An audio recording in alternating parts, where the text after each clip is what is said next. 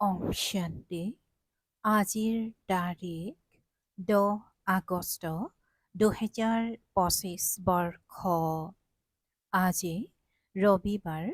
অব্যক্ত বাপদাদাৰ অব্যক্ত মৰলী আৰু আজিৰ অব্যক্ত মৰলীৰ ৰিভাইজ তাৰিখ হৈছে 2006 বৰ্ষৰ 31 অক্টোবৰ। আৰু আজিৰ অব্যক্ত মৰলীৰ সাৰ হৈছে সদায় স্নেহীৰ লগতে অখণ্ড মহাদানী হোৱা, তেতিয়া বিঘ্ন বিনাশক সমাধান স্বৰূপ হৈ যাবা। সদায় স্নেহীৰ লগতে অখণ্ড মহাদানী হোৱা, তেতিয়া বিঘ্ন বিনাশক সমাধান স্বৰূপ হৈ যাবা। আজি প্ৰেমৰ সাগৰে নিজৰ পৰমাত্ম প্ৰেমৰ পাত্ৰ সন্তানসকলৰ সৈতে মিলন উদযাপন কৰিবলৈ আহিছে হওক। তোমালোক সকলোৱেও স্নেহৰ অলৌকিক বিমানেৰে আহি ইয়াত উপস্থিত হৈছাহি নহয়? সাধাৰণ বিমানত আহিছা নে স্নেহৰ বিমানত উৰি আহি উপস্থিত হৈ গলা? সকলোৰে অন্তৰত স্নেহৰ লহৰ উঠি আছে আৰু স্নেহেই এই ব্ৰাহ্মণ জীৱনৰ আধাৰ। গতিকে তোমালোক সকলো যেতিয়া আহিছা, স্নেহে টানি আনিছে নহয়। জ্ঞানটো পাছত শুনিছা, কিন্তু স্নেহে পৰমাত্ম স্নেহী কৰি দিলে। কেতিয়াও সপোনতো নাছিল যে আমি পৰমাত্ম স্নেহৰ পাত্ৰ হ'ম, কিন্তু এতিয়া কি কোৱা হৈ গলা? স্নেহো সাধাৰণ স্নেহ নহয়, অন্তৰৰ স্নেহ। আত্মিক স্নেহ, সঁচা স্নেহ, নিস্বাৰ্থ স্নেহ। এই পৰমাত্ম স্নেহে বহুত সহজ স্মৃতিৰ অনুভৱ কৰায়। স্নেহীক স্মৃতিলৈ অনা কঠিন নহয়, পাহৰি যোৱা কঠিন। স্নেহ এক অলৌকিক চুম্বন। স্নেহে সহজ যোগী কৰি তোলে, পৰিশ্ৰমৰ পৰা মুক্ত কৰি দিয়ে। স্নেহেৰে স্মৰণ কৰা কঠিন নহয়। স্নেহৰ ফল খোৱা। স্নেহৰ বিশেষ চিন চাৰিওফালৰ সন্তানসকলতো হয়ে, কিন্তু ডবল বিদেশীসকল স্নেহত দৌৰি দৌৰি আহি উপস্থিত হৈছে। চোৱা, 90খন দেশৰ পৰা কেনেকৈ দৌৰি আহি উপস্থিত হৈছেহি। দেশৰ সন্তানসকলতো হয়ে প্ৰভু প্ৰেমৰ পাত্ৰ, কিন্তু আজি বিশেষকৈ ডবল বিদেশীসকলৰ সোণালী সুযোগ। তোমালোক সকলোৰে বিশেষ স্নেহ আছে নহয়? ইমান স্নেহ আছে, কাৰোবাৰ সৈতে তুলনা কৰিব পাৰানে? কোনো তুলনা হ'ব নোৱাৰে। তোমালোক সকলোৰে এটা গীত আছে নহয়, আকাশটো ইমান, পিতাই কৈছে যে আকাশতো ইমান তৰা নাই, সাগৰতো ইমান পানী নাই, বেহদৰ প্ৰেম, বেহদৰ স্নেহ আছে। পিতাই আজি কৈছে যে কাৰোবাৰ সৈতে তুলনা কৰিব পাৰানে? কোনো তুলনা হ'ব নোৱাৰে। তোমালোক সকলোৰে এটা গীত আছে নহয়, আকাশতো ইমান তৰা নাই আৰু সাগৰতো ইমান পানী নাই, বেহদৰ প্ৰেম, বেহদৰ স্নেহ আছে।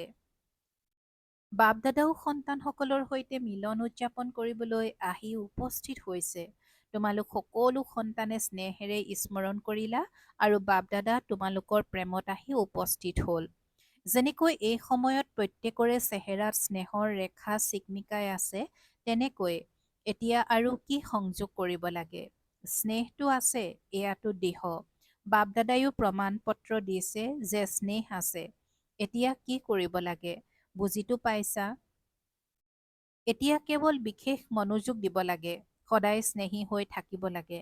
সদায়, কেতিয়াবা নহয়, অটুট স্নেহ আছে, কিন্তু শতাংশত পাৰ্থক্য আহি যায়। তেন্তে পাৰ্থক্য দূৰ কৰিবলৈ কি মন্ত্ৰ আছে? সকলো সময়তে মহাদানী, অখণ্ড দানী হোৱা, সদায় দাতাৰ সন্তান, বিশ্ব সেৱাধাৰী সমান। কোনো সময়ত মাষ্টাৰ দাতা নোহোৱাকৈ নাথাকে, কিয়নো বিশ্ব কল্যাণৰ কাৰ্যত পিতাৰ সৈতে নিজেও সহায়কাৰী হোৱাৰ সংকল্প লৈছা। লাগিলে মনেৰে শক্তিদান কবা, সহযোগ দিয়া। লাগিলে মনেৰে শক্তিদান বা সহযোগ দিয়া। বাণীৰে জ্ঞান দিয়া, সহযোগ দিয়া, কৰ্মৰ দ্বাৰা গুণদান দিয়া আৰু স্নেহ সম্পৰ্কৰ দ্বাৰা আনন্দ দান দিয়া। কিমান অখণ্ড সম্পদৰ মালিক আৰু বিশ্বত আটাইতকৈ ধনী হোৱা। অক্ষয় আৰু অখণ্ড সম্পদ আছে, যিমানেই দিবা সিমানেই বাঢ়ি যায়। কম নহয়, বাঢ়িব। কিয়নো বৰ্তমান সময়ত গৰিষ্ঠ সংখ্যক তোমালোকৰ আত্মিক ভাতৃ ভগ্নী এই সম্পদৰ তৃষ্ণাতুৰ হৈ আছে। তেন্তে নিজৰ ভাতৃ ভগ্নীসকলৰ প্ৰতি দয়া নাজাগেনে? তৃষ্ণাতুৰ আত্মাসকলৰ তৃষ্ণা নিবাৰণ কৰিবানে? নকৰিবা জানো? পিতাই সুধিছে। যে তৃষ্ণাতুৰ আত্মাসকলৰ তৃষ্ণা নিবাৰণ নকৰিবা জানো? কাণেৰে আৱাজ নুশুনানে? হে আমাৰ দেৱ দেৱীসকল, আমাক শক্তি দিয়া, সঁচা প্ৰেম দিয়া, তোমালোকৰ ভক্ত আৰু দুখী আত্মা দুয়োৱে দয়া কৰা, কৃপা কৰা। সেই কৃপাৰ দেৱ আৰু দেৱী বুলি চিঞৰি আছে। সময়ৰ আহ্বান শুনিবলৈ পোৱা নহয়, আৰু এতিয়া সময়ো হৈছে দিয়াৰ। আকৌ কেতিয়া দিবা? তোমালোকৰ যি ইমান অক্ষয় অখণ্ড সম্পদ আছে, তেন্তে কেতিয়া দিবা?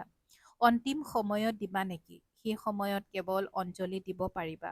তেন্তে নিজৰ জমা সম্পদ কেতিয়া কাৰ্যত লগাবা? পৰীক্ষা কৰা যে সকলো সময়ত কিবা নহয় কিবা সম্পদ সফল কৰি আছোনে? এই ক্ষেত্ৰত ডবল লাভ আছে। সম্পদ সফল কৰিলে আত্মাসকলৰো কল্যাণ হ'ব, আৰু লগতে তোমালোক সকলো মহাদানী হোৱাৰ কাৰণে বিঘ্ন বিনাশক সমস্যা স্বৰূপ নহয়, সমাধান স্বৰূপ হৈ যাবা। ডবল লাভ আছে। আজি এইটো পৰিস্থিতি আহিল, কালি এইটো আহিল, কালি এইটো হৈ গ'ল। বিঘ্নমুক্ত সমস্যামুক্ত সদাকালৰ বাবে হৈ যাবা। সমস্যাৰ বাবে যি সময় খৰচ কৰা, পৰিশ্ৰমো কৰা, কেতিয়াবা দুখী হৈ যোৱা, কেতিয়াবা উৎসাহিত হোৱা, তাৰ পৰা হাত সাৰি যাবা।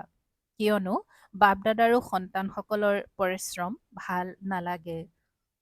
যেতিয়া বাপদাদাই দেখে সন্তানসকলে পৰিশ্ৰম কৰি আছে, তেতিয়া সন্তানসকলৰ পৰিশ্ৰম পিতাই চাব নোৱাৰে।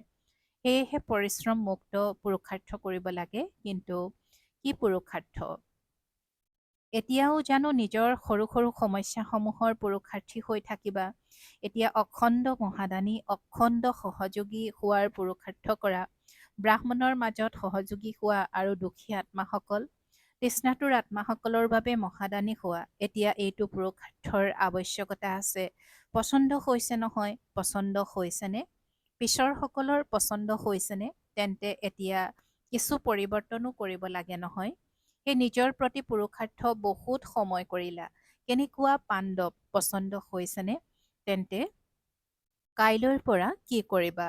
কাইলৈৰ পৰাই আৰম্ভ কৰিবা নে এতিয়াৰ পৰা? এতিয়াৰ পৰা সংকল্প কৰা, মোৰ সময় সংকল্প বিশ্বসেৱাৰ প্ৰতি। ইয়াত নিজৰ পুৰুষাৰ্থত শ্ৰত হৈয়ে যাব, ৰৈ নাথাকে, বাঢ়িব। কিয়?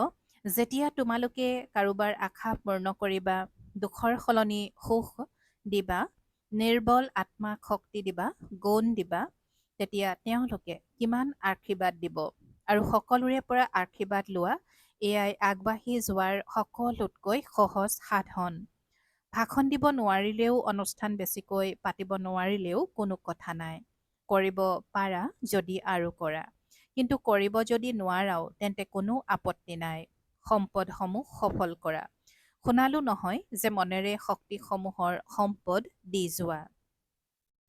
বাণীৰে জ্ঞানৰূপী সম্পদ, কৰ্মৰে গুণৰূপী সম্পদ, আৰু বুদ্ধিৰে সময়ৰ সম্পদ, সম্বন্ধ সম্পৰ্কৰে আনন্দৰ সম্পদ সফল কৰা। সফল কৰিলে সহজে সফলতা মূৰ থৈ যাবা, সহজে উৰি থাকিবা। কিয়নো আশীৰ্বাদে এক প্ৰকাৰৰ লিফ্টৰ কাম কৰে, চিৰিৰ নহয়। সমস্যা আহিল, দূৰ কৰিলা। কেতিয়াবা দুদিন লগালা, কেতিয়াবা দুঘণ্টা লগালা, এয়া হৈছে চিৰি। সফল কৰা, সফলতা মূৰ থোৱা, তেতিয়া আশীৰ্বাদৰ লিফ্টেৰে য'ত বিচাৰা ত'ত এক ছেকেণ্ডত উপস্থিত হৈ যাবা। সূক্ষ্মলোকলৈ যোৱা বা পৰমধামলৈ যোৱা, নতুবা নিজৰ ৰাজ্যলৈ যোৱা ছেকেণ্ডত। লণ্ডনত 1 মিনিট শীৰ্ষক অনুষ্ঠান পাতিছিলা নহয়? বাপদাদাইতো কয় 1 ছেকেণ্ড। 1 ছেকেণ্ডত আশীৰ্বাদৰ লিফ্টত আৰোহণ কৰা। কেৱল স্মৃতিৰ বুটাম টিপছ, বছ, পৰিশ্ৰম মুক্ত। কেৱল স্মৃতিৰ বুটাম টিপা, বছ, পৰিশ্ৰম মুক্ত। বাপদাদাই আজি কৈছে যে সমস্যা আহিল আৰু দূৰ কৰিলা, কেতিয়াবা 2 দিন লগালা, কেতিয়াবা 2 ঘণ্টা লগালা। এয়া হৈছে চিৰি, সফল কৰা আৰু সফলতা মূৰ থোৱা। তেতিয়া আশীৰ্বাদৰ লিফ্টেৰে য'ত বিচৰা ত'ত 1 ছেকেণ্ডত উপস্থিত হৈ যাবা। সূক্ষ্ম লোকলৈ যোৱা বা পৰম ধামলৈ যোৱা, নতুবা নিজৰ ৰাজ্যলৈ যোৱা ছেকেণ্ডত। লণ্ডনত 1 মিনিট শীৰ্ষক অনুষ্ঠান পাতিছিলা নহয়, বাপদাদাইতো কয় 1 ছেকেণ্ড। 1 ছেকেণ্ডত আশীৰ্বাদৰ লিফ্ট আৰোহণ কৰা, কেৱল স্মৃতিৰ বুটাম টিপা, বছ পৰিশ্ৰম মুক্ত। আজি ডবল বিদেশীসকলৰ দিন হয় নহয়, সেয়েহে বাপদাদাই প্ৰথমে ডবল বিদেশীসকলক কোনটো ৰূপ চাব খোজে। পৰিশ্ৰমমুক্ত সফলতামূৰ্ত আশীৰ্বাদৰ পাত্ৰ হবা নহয়, কিয়নো ডবল বিদেশীসকলৰ পিতাৰ প্ৰতি বহুত স্নেহ আছে, শক্তি লাগে, কিন্তু স্নেহ ভাল। চমৎকাৰটো কৰিলা নহয়, চোৱা। 90খন দেশৰ পৰা বেলেগ বেলেগ দেশ, বেলেগ বেলেগ ৰীতি প্ৰথা, কিন্তু 5টা খণ্ডৰে এজোপা চন্দনৰ বৃক্ষ হৈ গৈছে। এজোপা বৃক্ষত আহি গৈছে, এটাই ব্ৰাহ্মণ সংস্কৃতি হৈ গ'ল। এতিয়া ইংৰাজী সংস্কৃতি আছে জানো? আমাৰ সংস্কৃতি ইংৰাজী এনেকুৱাতো নহয়, ব্ৰাহ্মণ হোৱা নহয়। যিসকলে ভাবা যে এতিয়া আমাৰ ব্ৰাহ্মণ সংস্কৃতি, তেওঁলোকে হাত দাঙা। ব্ৰাহ্মণ সংস্কৃতি আৰু সংযোজন নাই, এক হৈ গলা নহয়। বাপদাদাই ইয়াৰ বাবে অভিনন্দন জনাই আছে যে সকলো এজোপা বৃক্ষৰ হৈ গ'ল। কিমান ভাল লাগে। যাকেই সোধা, আমেৰিকাক সোধা, ইউৰোপক সোধা, তোমালোক কোন? তেতিয়া কি বুলি ক'ব? ব্ৰাহ্মণ হোৱা নহয়, নে কবা আমেৰিকা যুক্তৰাষ্ট্ৰ, আফ্ৰিকান আমেৰিকান নহয়, সকলো এক ব্ৰাহ্মণ হৈ গলা, একমতৰ হৈ গলা, এক স্বৰূপৰ হৈ গলা। ব্ৰাহ্মণ আৰু একমত শ্ৰীমত। ইয়াত মজা লাগে নহয়, মজা লাগে নে কঠিন লাগে? কঠিনটো নহয়, কান্ধ লৰাই আছে, ভাল বাৰু। বাপদাদাই সেৱাত কি নবীনতা বিচাৰে? যিয়েই সেৱা কৰি আছা, বহুত বহুত ভাল কৰি আছা, তাৰ বাবেইতো অভিনন্দন আছেই। কিন্তু আগলৈ কি সংযোজন কৰিবা? তোমালোকৰ মনত আছে নহয়, কিবা নবীনতা লাগে। গতিকে বাপদাদাই দেখিলে, যি অনুষ্ঠান কৰিছে, সময়ো দিছে আৰু প্ৰেমেৰেই কৰিছে, পৰিশ্ৰমো প্ৰেমেৰেই কৰিছে আৰু স্থূল ধনো খটুৱাইছে, তেন্তে সেয়াটো পদম গুণ হৈ তোমালোকৰ পৰমাত্ম বেংকত জমা হৈ গ'ল। সেয়া জানো খটুৱালা, জমা কৰিছা। ফলাফলত দেখা গ'ল যে বাৰ্তা দিয়াৰ কাৰ্য, পৰিচয় দিয়াৰ কাৰ্য সকলোৱে বৰ ভালকৈ কৰিছা। লাগিলে য'তেই কৰিলা, এতিয়া দিল্লীত হৈ আছে, লণ্ডনত হ'ল আৰু ডবল বিদেশী, যিসকলে সময়ৰ আহ্বান বা মনৰ শান্তিৰ অনুষ্ঠান পাতে, সেই সকলো অনুষ্ঠান বাপদাদাৰ বহুত ভাল লাগে। আৰু যি কাম কৰিব পাৰা কৰি থাকা। বাৰ্তাটো পাই স্নেহীও হয়, সহযোগীও হয়, আৰু সম্বন্ধতো কোনো আহি যায়, কিন্তু এতিয়া সংযোজন লাগে। যেতিয়া কোনো ডাঙৰ অনুষ্ঠান পাতা, তাত বাৰ্তাটো পায়, কিন্তু কিবা অনুভৱ কৰি যাওক। এই অনুভৱে বহুত সোনকালে আগবঢ়াই দিয়ে। যেনেকৈ এই সময়ৰ আহ্বান বা মনৰ শান্তিৰ অনুষ্ঠানত অনুভৱ অলপ বেছিকৈ কৰে। কিন্তু যিবোৰ ডাঙৰ অনুষ্ঠান হয়, তাত বাৰ্তাটো ভালকৈ পাই যায়। কিন্তু যিসকল আহে, ধাৰাবাহিকতা ৰক্ষা কৰি তেওঁলোকক কিবা অনুভৱ কৰোৱাৰ লক্ষ্য ৰাখা, কিবা নহয় কিবা অনুভৱ কৰক, কিয়নো অনুভৱ কেতিয়াও নাপাহৰে। আৰু অনুভৱ এনেকুৱা বস্তু যে নিবিচৰা সত্ত্বেও সেইফালে আকৰ্ষণ কৰিব। সেয়েহে বাপদাদাই সুধিছে, প্ৰথমে যিসকল ব্ৰাহ্মণ আছে, তেওঁলোক নিজেই জ্ঞানৰ মূল কথাবোৰৰ অনুভৱী হৈছানে? প্ৰতিটো শক্তিৰ অনুভৱ কৰিছানে? প্ৰতিটো গুণৰ অনুভৱ কৰিছানে? আত্মিক স্থিতিৰ অনুভৱ কৰিছানে? পৰমাত্ম প্ৰেমৰ অনুভৱ কৰিছানে? জ্ঞান বুজোৱাৰ ইয়াততো উত্তীৰ্ণ হৈছা। জ্ঞান বুজোৱা ইয়াততো উত্তীৰ্ণ হৈছা। জ্ঞানবানটো হৈ গলা। এই ক্ষেত্ৰত বাপদাদায়ো মন্তব্য দিয়ে যে ঠিক আছে, আত্মা কি, পৰমাত্মা কি, ড্ৰামা কি, জ্ঞানটো বুজি পালা। কিন্তু যেতিয়াই বিচৰা, যিমান সময় বিচৰা, যি পৰিস্থিতিতে আছা, সেই পৰিস্থিতিত আত্মিক বলৰ অনুভৱ হওক, পৰমাত্ম শক্তিৰ অনুভৱ হওক, সেয়া হয়নে? যি সময়ত যিমান সময় যেনেকুৱা অনুভৱ কৰিব বিচৰা তেনেকুৱা হয়নে? নে কেতিয়াবা এনেকুৱা, কেতিয়াবা কেনেকুৱা, কেতিয়াবা বা? পিতাই সুধিছে যে নে কেতিয়াবা কেনেকুৱা কেতিয়াবা আন কেনেকুৱা ভাবা মই আত্মা আৰু আকৌ বাৰে বাৰে দেহবোধ আহি যায় তেন্তে অনুভৱ কি কামত আহিব তেন্তে অনুভৱ কি কামত আহিল অনুভৱী মূৰ্ত প্ৰতিটো বিষয়ৰ অনুভৱী মূৰ্ত প্ৰতিটো শক্তিৰ অনুভৱী মূৰ্ত গতিকে নিজৰ অনুভৱ বহোৱা অনুভৱ আছে এনেকুৱা নহয় যে নাই কিন্তু কেতিয়াবা কেতিয়াবা কিন্তু বাপদাদাই কেতিয়াবা কেতিয়াবা হোৱাটো নিবিচাৰে কিবা হৈ যায় তেতিয়া কেতিয়াবা হৈ যায় কিয়নো তোমালোক সকলোৰে লক্ষ্য হৈছে কি হোৱাৰ লক্ষ্য বুলি সুধিলে তেতিয়া কয় পিতাৰ সমান হোৱাৰ এটাই উত্তৰ সকলোৱে দিয়ে তেন্তে পিতাৰ সমান এতিয়া পিতাটো কেতিয়াবা আৰু কিবা নাছিল নহয় পিতা ব্ৰহ্মা সদায় ৰাজযুক্ত যুক্তিযুক্ত প্ৰতিটো শক্তিতে সদায় কেতিয়াবা কেতিয়াবা নহয় যি অনুভৱ হয় সেয়া সদাকালৰ বাবে চলে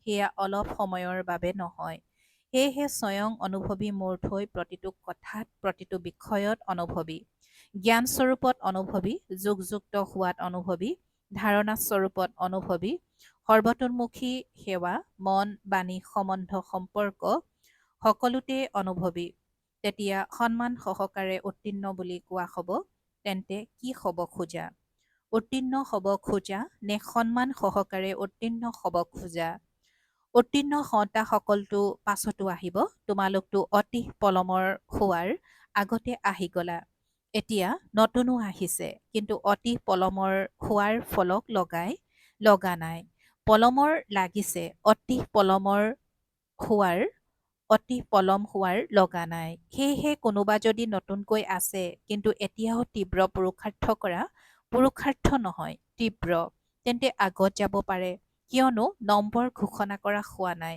কেৱল দুটা নম্বৰ ওলাইছে পিতা আৰু মা এতিয়া যিকোনো ভাতৃভগ্নীৰ তৃতীয় নম্বৰ ওলোৱা নাই তোমালোকে কবা দাদীসকলৰ প্ৰতি বহুত স্নেহ আছে পিতাৰো দাদীসকলৰ প্ৰতি স্নেহ আছে কিন্তু নম্বৰ ওলোৱা নাই সেয়েহে তোমালোক অতিকৈ মৰমৰ ভাগ্যৱান হোৱা যিমান উৰিব খোজা উৰা কিন্তু চোৱা যিসকল সৰু সৰু ল'ৰা ছোৱালী থাকে তেওঁলোকক পিতাই নিজৰ আঙুলি দি চলায় অতিৰিক্ত স্নেহ আছে অতিৰিক্ত স্নেহ দিয়ে আৰু ডাঙৰসকলক আঙুলিৰে নচলায় তেওঁলোক নিজৰ ভৰিৰে চলে তেন্তে নতুনসকলেও ঘাটি পুৰাব পাৰে সোণালী সুযোগ আছে কিন্তু অতি সোনকালে অতি